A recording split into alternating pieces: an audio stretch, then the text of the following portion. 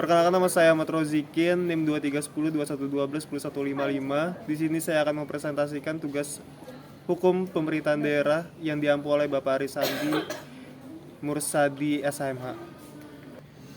Otonomi daerah adalah pemberian kewenangan kepada pemerintahan daerah untuk mengatur dan mengurus urusan pemerintah di wilayahnya guna meningkatkan kesejahteraan masyarakat setempat. Prinsip utamanya mencakup desentralisasi, yaitu pembagian kewenangan antar pemerintah pusat dan daerah.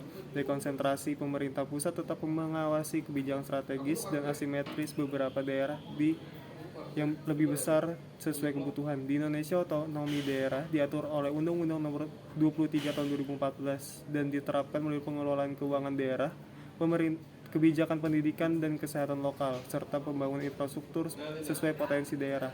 Penerapan prinsip ini bertujuan untuk mempercepat pembangunan, pemberdayaan masyarakat, dan menciptakan pemerataan pembangunan antara daerah. Menurut Undang-Undang 23 Tahun 2014, pembagian kewenangan antara pemerintah pusat dan daerah didasarkan pada 5 prinsip utama, yaitu desentralisasi. Pemerintah pusat memberikan kewenangan kepada pemerintah daerah untuk mengatur urusan lokal seperti pendidikan, kesehatan, dan infrastruktur. Yang kedua, dekonsentrasi. Pemerintah pusat menugaskan sebagian urusan pemerintahan kepada pemerintah daerah atau. Yang ketiga, tugas pembantuan. Pemerintah pusat memberikan tugas tertentu kepada daerah dengan pendanaan dan petunjuk teknis dari pusat. Yang keempat, asimetris. Kewenangan dapat berbeda antara daerah sesuai kebutuhan dan karakteristik. Yang kelima, kewenangan yang jelas. Pembagian kewenangan harus tertulis dan terperinci agar tidak terjadi tumpang tindih atau konflik. Prinsip-prinsip ini bertujuan untuk menciptakan pemerintahan yang efisien, akuntabel, dan responsif terhadap kebutuhan daerah. Ketiga, tantangan utama pelaksanaan otonomi daerah.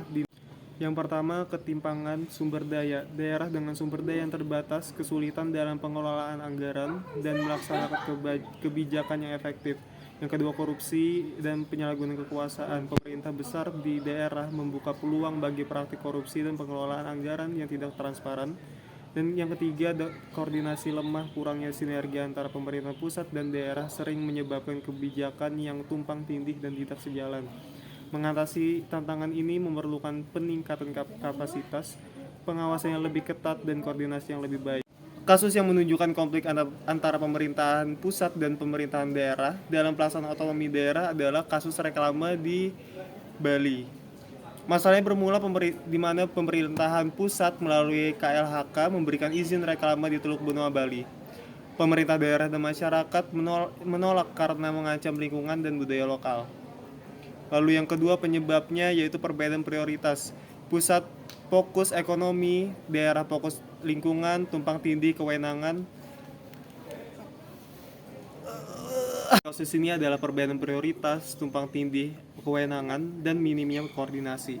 Kemudian penyelesaian yang dilakukan adalah dengan dialog antara pusat, daerah, dan masyarakat.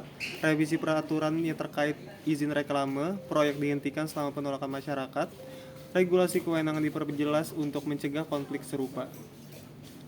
Mungkin itu saja yang dapat saya sampaikan. Terima kasih.